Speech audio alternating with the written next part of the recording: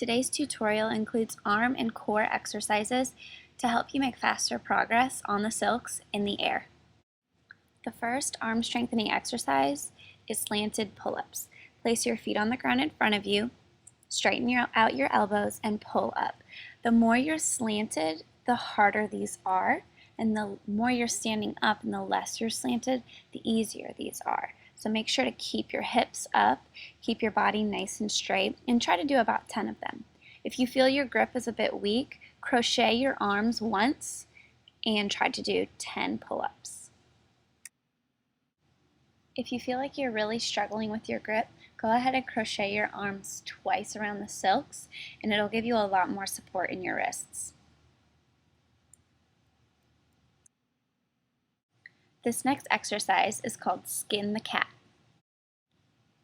So go ahead and crochet your arms around the silks. You can do it once or you can do it twice, depending on your grip strength. And you're going to tuck your knees and pull them up to your chest as you rock back. This really works your arms and your core. The challenge is not to touch your feet on the ground. Doing Skin the Cat in a pike position is an even more challenging exercise for your core. Try not to touch the ground in between each one. Now go ahead and try a straddle back exercise without touching your feet on the ground. If this is too hard, feel free to touch your feet on the ground in between each one. You'll work up to keeping your feet off the ground. The next strengthening exercise is a modified iron T with hands in a low crochet grip. So go ahead and crochet your arms beneath your waist so that the backs of your hands are pointing forward. Bring your knees up to your chest. If that's too hard, just do one leg at a time, slightly touching your toes to the ground. And for a challenge, try to go ahead and straddle your legs up.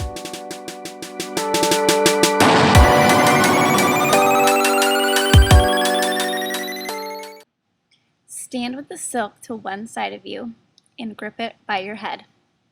Go ahead and just tuck your knees up to your chest and rock back. If that's too easy, go ahead and practice your straddle backs, holding on to both fabrics.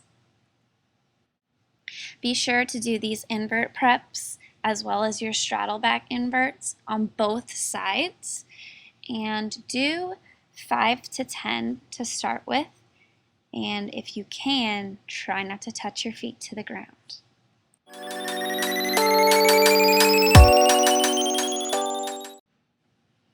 For this exercise, you'll want to tie your knot about knee or shin height. Go ahead and separate your fabrics and put one ankle in the knot. Then go down into a plank position and place the other ankle in the knot. Now, using your core, you will be pulling your hips up towards the ceiling, and this is a great prep for handstands as well. Make sure your hands are right under your shoulders, and you should really feel this in your core. Mountain climbers. Make sure to do 5 to 10 reps for each leg.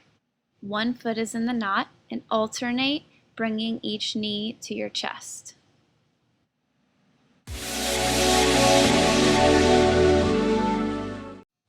For this core exercise, you'll start laying on the ground, legs in a straddle. Your hands are right above your face, and try to pull up without bringing your heels off of the ground. So do about 10 to 15 of these if you can. Now, I want you to try to lift both of your legs off of the ground for this next exercise. These are called V-up sit-ups. This is very similar to the movement you're doing on the silk when you're inverting and when you're doing straddle back. Try not to place your arms over your head, because swinging your arms up will give you momentum as you're doing this. So do these exercises about 3 times per week, and you'll make a lot faster progress on the silks, and you'll be able to do harder moves in no time.